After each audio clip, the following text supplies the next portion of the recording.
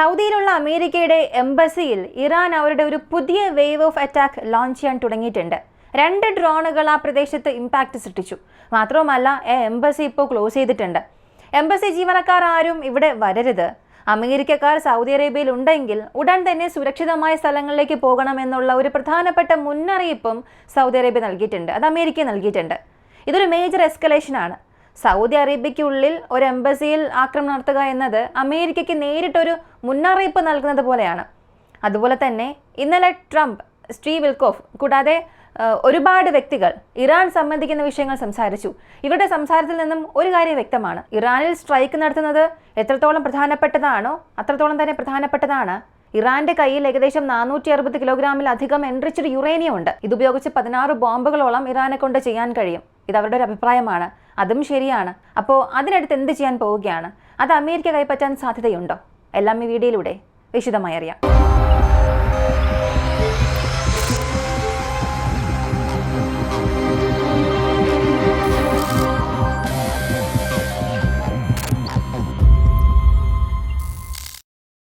Israel സംബന്ധിക്കുന്ന അപ്ഡേറ്റിൽ നിന്നും ഈ ഒരു വീഡിയോ നമുക്ക് ആരംഭിക്കാം. ഇന്നലെ രാത്രി മുതൽ ഇസ്രായേലിനുള്ളിൽ 10 മിനിറ്റ് ഇടവിട്ട് എയർ റെയ്ഡ് അലാറം ഇങ്ങനെ മുഴങ്ങിക്കൊണ്ടിരിക്കുകയാണ്. ഇന്നലെ രാത്രി മുതൽ മാത്രം 8 മണിക്കൂർ ഗ്യാപ്പിൽ മാത്രം 11-ലധികം ബാലിസ്റ്റിക് മിസൈൽസ് അവിടെ ഇമ്പാക്റ്റ് ഉണ്ടാക്കിയിട്ടുണ്ട്. ഇതിൽ പല കെട്ടിടങ്ങൾക്ക് പ്രശ്നം സംഭവിച്ചു. ഒരുപാട് പേർക്ക് പരിക്കുമേറ്റിട്ടുണ്ട്. ഇസ്രായേലിന്റെ ഒരു ഒഫീഷ്യൽ വിവരം അനുസരിച്ച് പറയുന്നത് 5 പേർ മിസൈൽ ഡ്രോൺ ആക്രമണത്തിൽ മരിച്ചിട്ടുണ്ട്. 60-ലധികം വീടുകൾ അവിടെ ഡാമേജ് ആയിട്ടുണ്ട്, അല്ലെങ്കിൽ നശിച്ചിട്ടുണ്ട്. എന്നാൽ ശരിക്കുമുള്ള പ്രശ്നം ഇതിലും വർദ്ധിക്കാനുള്ള സാധ്യതയുണ്ട്. കാരണം ഇസ്രായേലിനെ സംബന്ധിച്ചിടത്തോളം മീഡിയ സെൻസർ ചെയ്തുകൊണ്ട് തന്നെ ഈ ഒഫീഷ്യൽ കൗണ്ട് മാത്രമാണ് അവിടെ നിന്ന് വാർത്തയായി വരുന്നത്. പക്ഷേ ഇതിൽ കൗണ്ട് വർദ്ധിക്കാനേ സാധ്യതയുള്ളൂ. ഇതിനു മുൻപ് നടന്ന യുദ്ധങ്ങളിലും അതാണ് സംഭവിച്ചത്. മറ്റൊരു കാര്യം കൂടെ പറയേണ്ടതുണ്ട്. ഞാൻ ആദ്യം ഒരു വീഡിയോ പ്ലേ ചെയ്യാം, അത് നിങ്ങൾ കാണുക. അതിനുശേഷം നമുക്ക് സംസാരിക്കാം.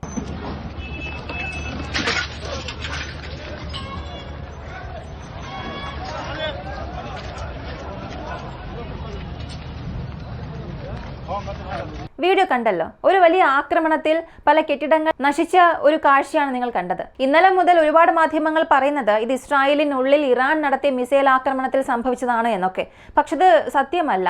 ഇത് ബെയ്റൂട്ടിനടുത്തുള്ള ഒരു സ്ഥലത്ത് ലബനനിൽ ഇസ്രായേൽ എയർഫോഴ്സ് നടത്തിയ ഒരു ആക്രമണമാണ്. പക്ഷെ പലരും ഇത് ഇസ്രായേലിൽ നടന്ന ഒരു ആക്രമണമായി മിസ്ഇൻഫർമേഷൻ സ്പ്രെഡ് ചെയ്യുന്നുണ്ട്. ഇപ്പൊ പലരും പറയും ഇറാൻ ഇസ്രായേലിനുള്ളിൽ ആക്രമിക്കുന്നതിന് എന്തുകൊണ്ട് നീ പറയുന്നില്ല എന്ന്. പക്ഷെ ഒരു കാര്യം ക്ലാരിഫൈ ചെയ്യാം. അതായത് ഇസ്രായേൽ നടത്തിയ ആക്രമണത്തിൽ ഇറാനുള്ളിൽ പ്രശ്നങ്ങൾ ഉണ്ടായി. അതുപോലെ തന്നെ ഇറാൻ നടത്തിയ ആക്രമണം കാരണം ഇസ്രായേലിനുള്ളിൽ പ്രശ്നം സംഭവിക്കുന്നുണ്ട്.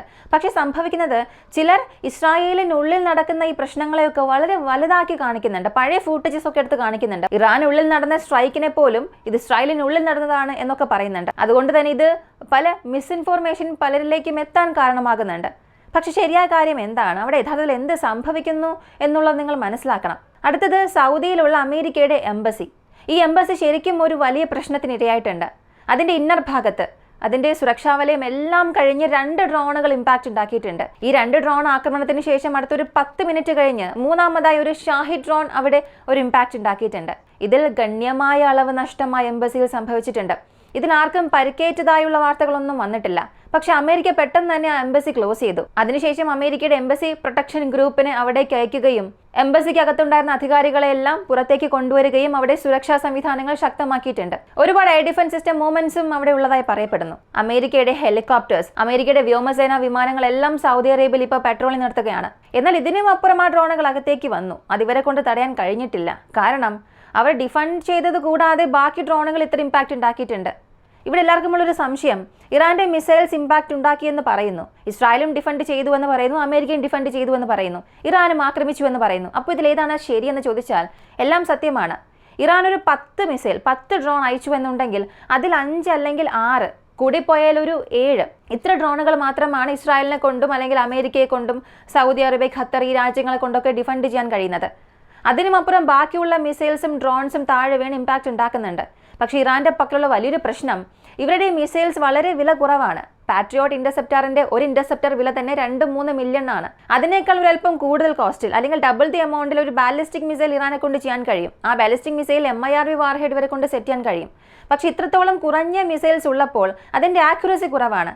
ഇതിനകം ഞാൻ പറഞ്ഞിട്ടുണ്ട്, 10-20 മീറ്ററോളം അതിന്റെ ആക്യുറസി കുറവുള്ളപ്പോൾ ഒരു ഓഫീസ് നിങ്ങൾ ടാർഗറ്റ് ചെയ്യുകയാണെങ്കിൽ അതിൽ വീഴാൻ സാധ്യതയുണ്ട്, അതിന് അടുത്ത് വീഴാനും സാധ്യതയുണ്ട്. അപ്പോൾ ആക്യുറസി കുറവായിട്ടുള്ളത് ഇറാന് ശരിക്കും ഒരു പ്രശ്നമാണ്. ഇതൊക്കെ ഈ നമ്പേഴ്സിലൂടെ മാത്രമേ അവരെ കൊണ്ട് മാനേജ് ചെയ്യാൻ കഴിയുന്നുള്ളൂ, അതായത് കൂടുതൽ എണ്ണം അയക്കുക. അപ്പോൾ ഇത്രത്തോളം കൂടുതൽ മിസൈൽസ് ഫയർ ചെയ്താൽ മാത്രമേ അതിൽ 3-4 മിസൈലെങ്കിലും ഇമ്പാക്റ്റ് ഉണ്ടാക്കാൻ സാധിക്കുന്നുള്ളൂ. അത് ഇറാന് വലിയൊരു ത്രെഡായി തന്നെ മാറുന്നുണ്ട്. അതേസമയം എതിർവശത്ത് നിൽക്കുന്ന അമേരിക്കയ്ക്കും ഇത് പ്രശ്നം തന്നെയാണ്. ഇന്നലെ ഡൊണാൾഡ് ട്രംപ് പറഞ്ഞിരുന്നു, പല മാധ്യമങ്ങളും പറയുന്നത് നമ്മുടെ പക്കൽ സ്റ്റോക്ക് പൈൽസ് ഇല്ല, ഇസ്രായേലിനും അമേരിക്കയ്ക്കും ഇന്റർസെപ്റ്റേഴ്സിന്റെ ഷോർട്ടേജസ് ഉണ്ട്. എങ്ങനെയാണ് ഉക്രൈനിൽ അമേരിക്കയും നാറ്റോയും എങ്ങനെയാണ് ഒരു വലിയ പ്രശ്നം ഫേസ് ചെയ്തത്? അതുപോലെ തന്നെ ഇറാൻ പ്രശ്നത്തിലും അമേരിക്കയുടെ റിസോഴ്സ് കാലിയാകാൻ സാധ്യതയുണ്ട് എന്നുള്ള വാർത്തകൾ വരുന്നുണ്ട്. അതൊന്നും ശരിയല്ല. എപ്പോഴും നമ്മുടെ സ്റ്റോക്ക് ഫൈൽസ് ഒരിക്കലും കുറഞ്ഞിട്ടില്ല, അത് ഒരുപാട് വർദ്ധിച്ചിട്ടുമില്ല.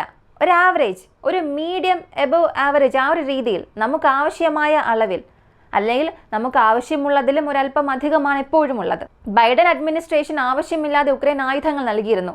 കൃത്യം ഈ ഒരു വാർത്ത പറഞ്ഞു. അതായത് ആവശ്യമില്ലാതെ ഉക്രൈൻ ആയുധങ്ങൾ നൽകി നമ്മുടെ റിസോഴ്സിനെല്ലാം ഡ്രെയിൻ ചെയ്തു.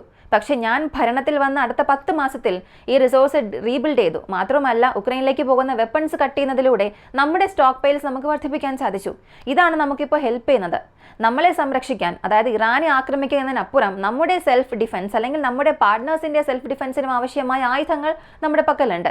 അപ്പോൾ മീഡിയാസ് പറയുന്ന വാർത്തകൾ ശരിയല്ല എന്ന് അദ്ദേഹം ഒരു കാര്യം പറഞ്ഞു. സത്യത്തിൽ അമേരിക്കയ്ക്ക് ഷോർട്ടേജസ് ഉണ്ട്. ഇദ്ദേഹം അതിനെ മേക്കപ്പ് ചെയ്യുകയാണ്. ബൈഡൻ അഡ്മിനിസ്ട്രേഷൻ ചെയ്ത ഒരു വലിയ തെറ്റ്, ഉക്രൈന് ഒരുപാട് ആയുധങ്ങൾ നൽകി, അതും ഹൈ എൻഡ് എക്യുപ്മെന്റ്സ്, പാട്രിയോട്ടൊക്കെ ഒരുപാട് അധികം നൽകിയിരുന്നു. ഇത് ഉക്രൈൻ ആവശ്യമില്ലാതെ ചിലവാക്കിയപ്പോൾ അത് നാറ്റോയുടെ റിസോർസിനെ തന്നെ കാലിയാക്കാൻ തുടങ്ങി. അതിൻ്റെ ഫലം ഇപ്പോൾ ഇസ്രായേൽ വരെയും ഇവിടെ ബാധിക്കുന്നുണ്ട്. പക്ഷെ ട്രംപ് ഇല്ലെങ്കിൽ ഇപ്പോൾ പാട്രിയോട്ടിൻ്റെ ഷോർട്ടേജ് എന്നല്ല, ഒരുപാട് മിസൈൽ ഷോർട്ടേജ് പോലും അമേരിക്കയ്ക്ക് ഉണ്ടാകുമായിരുന്നു. കാരണം ഉക്രൈനിലേക്ക് പോകുന്ന റിസർവ്, ആ ഒരു ഫ്ലോ അപ്പോഴും കുറയില്ലായിരുന്നു. അപ്പോൾ അമേരിക്ക ഇറാൻ്റെ ഒരു ബാലിസ്റ്റിക് മിസൈലിനെ ഡിഫെൻഡ് ചെയ്യുന്നുവെന്നുണ്ടെങ്കിൽ ആ ബാലിസ്റ്റിക് മിസൈലിനെക്കാളും കൂടുതൽ കോസ്റ്റാണ് അവരിവിടെ ചിലവാക്കുന്നത്. വീണ്ടും പറയാം, ഒരു മിസൈലിനെ ഡിഫെൻഡ് ചെയ്യണമെങ്കിൽ മിനിമം 3 മുതൽ 4 ഇന്റർസെപ്റ്റേഴ്സ് നിങ്ങൾ ഫയർ ചെയ്യണം.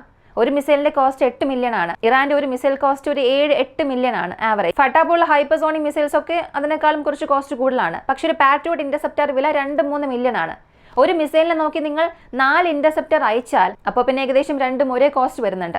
എന്നിട്ടും അവരെ കൊണ്ട് ഇന്റർസെപ്റ്റ് ചെയ്യാൻ കഴിയുന്നില്ല എന്നുള്ളതാണ് ഇവിടെ സത്യം. പാട്രിയോട്ടിനെയൊക്കെ ഒരുപാട് പേർ വലിയ മതിപ്പിട്ട് പറയുന്നുണ്ട്. പക്ഷെ അകത്തേക്ക് വരുന്ന ബാലിസ്റ്റിക് മിസൈലിന്റെ വാർഹെഡ് മെനുവർ ചെയ്യുന്നുണ്ട്.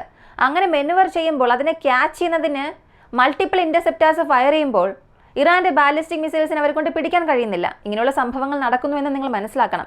ഇറാൻ എത്രത്തോളം അവരുടെ റിസോഴ്സ് കൂട്ടുന്നുണ്ടോ അത്രത്തോളം തന്നെ ഇസ്രായേലും അമേരിക്കയും ചേർന്ന് അവരുടെ ഡിഫൻസിലും സ്പെൻഡ് ചെയ്യുന്നുണ്ട്. ഇത് എത്ര ദൂരം പോകും, അല്ലെങ്കിൽ ഇറാൻ ഇനി എത്രത്തോളം സ്ട്രൈക്ക് ചെയ്യും എന്നതിനെ സംബന്ധിച്ചായിരിക്കും ഇവരുടെ യഥാർത്ഥ റിസോഴ്സിന്റെ സത്യം നമുക്ക് മനസ്സിലാവുകയുള്ളൂ.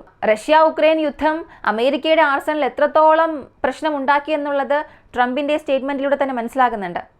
ഇപ്പോൾ ഈ എൻറിച്ച്ഡ് യുറേനിയം ആ ഒരു കഥയിലേക്ക് വരാം. ഇന്നലെ അമേരിക്കയുടെ പ്രധാനപ്പെട്ട അധികാരികൾ സംസാരിച്ചപ്പോൾ ഒരു വാക്ക് പറഞ്ഞിരുന്നു, വെറും 10 ദിവസത്തിൽ ഇറാനെ കൊണ്ട് ആണവായുധം നിർമ്മിക്കാൻ കഴിയും. വെറും 10 ദിവസത്തിൽ ഇറാനെ കൊണ്ട് 5-6 ആണവായുധങ്ങൾ നിർമ്മിക്കാൻ കഴിയും. ഈ ഒരു സ്റ്റേറ്റ്മെന്റ് ഇങ്ങനെ റിപ്പീറ്റഡായി പറയുന്നുണ്ടായിരുന്നു. ഈ എല്ലാ വ്യക്തികളും മെൻഷൻ ചെയ്ത ഒരു കാര്യം, എൻറിച്ച്ഡ് യുറേനിയം 460 കിലോഗ്രാമിലധികം ഇറാന്റെ പക്കലുണ്ട്. ഇത് ഇറാൻ അധികാരികൾ ഞങ്ങളോട് തന്നെ നേരിട്ട് പറഞ്ഞു. ഈ 2-3 തവണ ചില മീറ്റിംഗ് നടത്തിയിരുന്നു. ആ സമയത്ത് അവർ ഞങ്ങളോട് തന്നെ പറഞ്ഞിരുന്നു, ഇത്രയേറെ എൻറിച്ച്ഡ് യുറേനിയം ഞങ്ങളുടെ പക്കലുണ്ട്. അതും 60%-ലധികം എൻറിച്ച് ചെയ്യുകയാണെങ്കിൽ അടുത്തത് വെപ്പൺസ് ഗ്രേഡിലേക്ക് മാറാൻ അധിക താമസം വേണ്ട. ഇതുപയോഗിച്ച് ഇറാനെ കൊണ്ട് തീർച്ചയായും ആണവായുധം നിർമ്മിക്കാൻ കഴിയും. ഇതൊരു വലിയ ഭീഷണിയാണ് എന്നവർ പറഞ്ഞു. സത്യത്തിൽ ഇറാന്റെ പക്കൽ എൻറിച്ച്ഡ് യുറേനിയം ഉണ്ട്. അതും 60% വരെയും എൻറിച്ച് ചെയ്തിട്ടുണ്ടെങ്കിൽ അത് ഏറെ വർഷമായി അവർ ചെയ്ത പ്രയത്നത്തിന്റെ ഫലമായിരിക്കും. കാരണം ഇഫ്ഷാൻ പോലുള്ള പ്രൊവിൻസിലൊക്കെ ഈ ന്യൂക്ലിയർ ഫെസിലിറ്റിയിൽ വർഷങ്ങളോളം പോരാടിയിട്ടാണ് യുറേനിയം എൻറിച്ച് ചെയ്തത്. അത് വെപ്പൺസ് ഗ്രേഡ് യുറേനിയമായി മാറ്റുക മാത്രമാണ് അവിടെ പ്രധാനപ്പെട്ട ഒരു ആവശ്യം. എന്നാൽ ഇടയിൽ ഇറാൻ ഒരു കാര്യം പറഞ്ഞിരുന്നു, മുഴുവൻ എൻറിച്ച്ഡ് യുറേനിയം ഞങ്ങൾ നൽകാൻ തയ്യാറാണ്. ഇതിനുശേഷം ന്യൂക്ലിയർ എൻറിച്ച് ചെയ്യുന്ന ആ ഒരു ടോപ്പിക്കിലേക്ക് ഇറാൻ പോകാൻ സാധ്യതയില്ല, ഞങ്ങളിത് ചിന്തിക്കില്ല, ഞങ്ങളിലുള്ള സാമ്പത്തിക ഉപരോധം മാത്രം നീക്കം ചെയ്യണമെന്നൊരു ആവശ്യം അവർ ഉന്നയിച്ചു. അത് ഒമാനിലൂടെ അവർ കൺവേ ചെയ്യുകയും ചെയ്തു. ശരിക്കും ഇവർക്ക് ഇറാന്റെ ന്യൂക്ലിയർ വെപ്പൺസ് മാത്രമാണ് പ്രശ്നമെന്നുണ്ടെങ്കിൽ അവരത് അക്സെപ്റ്റ് ചെയ്യണമായിരുന്നു. ഇറാന്റെ സാമ്പത്തിക ഉപരോധം എല്ലാം അവർ നീക്കം ചെയ്യുമായിരുന്നു. എന്നാൽ അമേരിക്ക അക്സെപ്റ്റ് ചെയ്തില്ല. കാരണം ഇവരുടെ പ്രശ്നം എൻറിച്ച്ഡ് യുറേനിയമോ അല്ലെങ്കിൽ വെപ്പൺസ് ഓഫ് മാസ് ഡിസ്ട്രക്ഷൻ എന്ന ഈ ന്യൂക്ലിയർ പ്രോഗ്രാമിനുള്ളിൽ ഇറാൻ ഉള്ളതും അല്ല. അവർക്ക് അവിടെ ഭരണമാറ്റം ഉണ്ടാകണം, അത് ചെയ്യണമെന്ന് ചിന്തിച്ചു. ഇതിന് കാരണമായി കാണിച്ചവർ ചെയ്യുകയും ചെയ്തു. അല്ലെങ്കിൽ ഇത്രത്തോളം ഒരു സ്ട്രൈക്ക് നടത്തണമെന്ന ആവശ്യമേ ഇല്ല. ഇപ്പോൾ അയത്തുള്ള ഖമേനി മരിച്ചു. ഇറാന് മറ്റു ഓപ്ഷൻ ഇല്ല, റിട്ടാലിയേഷൻ ചെയ്തേ മതിയാവുകയുള്ളൂ. റിട്ടാലിയേഷനിലൂടെ അമേരിക്ക വാർത്താമാധ്യമങ്ങൾ ഈ വാർത്ത പുറത്തുവിടുന്നത് എങ്ങനെ എന്നറിയണ്ടേ? ഇസ്രായേൽ ഓരോ സ്ട്രൈക്ക് ചെയ്യുമ്പോഴും ഇസ്രായേൽ ചെയ്തതായി പറയുന്നില്ല, ഇറാൻ ക്ലെയിം ചെയ്യുന്നു ഇത് സംഭവിച്ചു എന്നൊക്കെ പറയുന്നു. ഈ സ്കൂളിൽ നടത്തിയ ആക്രമണത്തിൽ 160ഓളം കാഷ്വാലിറ്റി സംഭവിച്ചു. അത്രത്തോളം കുട്ടികൾ മരിച്ചിട്ടുണ്ട്. ആദ്യം 5, 50, 100, ഇപ്പോൾ 160 വരെയും വന്നിട്ടുണ്ട്. ഇതെല്ലാം ഇറാൻ ക്ലെയിം ചെയ്തതായി മാത്രമേ പറയുന്നുള്ളൂ. അതായത് ഇറാൻ സേസ് എന്ന് കാണിച്ചുകൊണ്ടാണ് ഇവർ പറയുന്നത്. ഇങ്ങനൊരു വാക്ക് നമുക്ക് മാധ്യമങ്ങളിൽ കാണാൻ കഴിയുന്നുണ്ട്. എന്നാൽ അത് ഇസ്രായേൽ ഒരു സ്ട്രൈക്ക് നടക്കുമ്പോൾ എല്ലാ മാധ്യമങ്ങളും ചെയ്യുന്ന ഒരു കാര്യം, ഇറാൻ സ്ട്രൈക്ക് കിൽഡ്, ഇറാൻ സ്ട്രൈക്ക്ഡ്, ഇങ്ങനൊരു വാർത്ത പറഞ്ഞാൽ കേൾക്കാം. അപ്പോൾ ഈ മാധ്യമങ്ങൾ എങ്ങനെ പ്രവർത്തിക്കുന്നു, അവരുടെ നറേറ്റീവ് എങ്ങനെ സെറ്റ് ചെയ്യുന്നു, ഇതെല്ലാം ഈ സംഭവങ്ങളിലൂടെ തന്നെ നമുക്ക് മനസ്സിലാകുന്നുണ്ട്. എന്നാൽ ഒരു കാര്യം ഇവിടെ ഉറപ്പാണ്, ഇറാൻ ആണവായുധം നിർമ്മിക്കുന്നത് അല്ലെങ്കിൽ അവർ യുറേനിയം എൻറിച്ച് ചെയ്യുന്നതൊന്നുമല്ല അമേരിക്കയ്ക്ക് പ്രശ്നം. കാരണം ഇറാൻ ഒരു ഘട്ടത്തിൽ ഇതെല്ലാം നഷ്ടപ്പെടുത്താൻ തയ്യാറായിരുന്നു.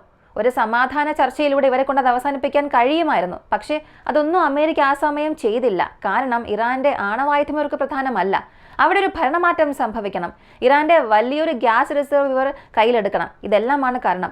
ട്രംപ് പോലും ഇടയ്ക്ക് പറഞ്ഞിരുന്നു, ഞങ്ങൾ റിട്ടാലിയേഷൻ ചെയ്യുന്നതിന് ഞങ്ങളുടെ സേന അകത്തേക്ക് പോകണമെന്ന ആവശ്യമേ ഇല്ല, അതൊരു ആവശ്യകത വരില്ല എന്ന്. പക്ഷേ അമേരിക്ക ഒരു തവണ സേനയെ അയച്ചാൽ മനസ്സിലാകും, ഇറാന്റെ ശക്തി എന്നത് അവരുടെ ആയുധങ്ങളിലോ അല്ലെങ്കിൽ അവരുടെ ഈ വെപ്പൺസിലോ അല്ല. അവരുടെ ശരിക്കുമുള്ള ഡിഫൻസ് എന്നത് സ്വാഭാവികമായും അവർക്കുണ്ട്. ഈ പേർഷ്യൻ ഗൾഫിനോട് ചേർന്നുള്ള ഭാഗങ്ങളിലെല്ലാം കൂടുതൽ മലപ്രദേശങ്ങളാണ്. അതിനും അപ്പുറം കടന്ന് ഒരു രാജ്യം ചെന്ന് ജയിക്കാൻ സാധ്യത ഉണ്ടായിരിക്കും. പക്ഷെ അകത്തുപോയി ജയിക്കുക എന്നത് ഒരു വെല്ലുവിളി നിറഞ്ഞ കാര്യമാണ്. ഇറാഖിൽ, അഫ്ഗാനിസ്ഥാനിൽ അമേരിക്ക പഠിച്ചൊരു പാഠം ഇപ്പോഴും അവർക്ക് ഓർമ്മയുണ്ടാകുമെന്ന് ചിന്തിക്കുന്നു. ഇപ്പോൾ ഇറാന്റെ ഡ്രോൺ കാരിയറിനെ ഞങ്ങൾ സ്ട്രൈക്ക് ചെയ്തെന്ന് അമേരിക്ക ഒരു ക്ലെയിം നടത്തിയിട്ടുണ്ട്. ഇറാന്റെ സൈഡിൽ നിന്നും ഒരുപാട് ക്ലെയിം വരുന്നുണ്ട്. ഇതിനെക്കുറിച്ചൊക്കെ നമുക്ക് അടുത്ത ഭാഗത്തിലൂടെ വളരെ ക്ലിയറായി തന്നെ സംസാരിക്കാം. ഈ ഒരു വീഡിയോയെക്കുറിച്ചുള്ള നിങ്ങളുടെ അഭിപ്രായങ്ങൾ കമന്റിൽ പറയാം. അടുത്ത വീഡിയോയുമായി വീണ്ടും നമുക്ക് കാണാം.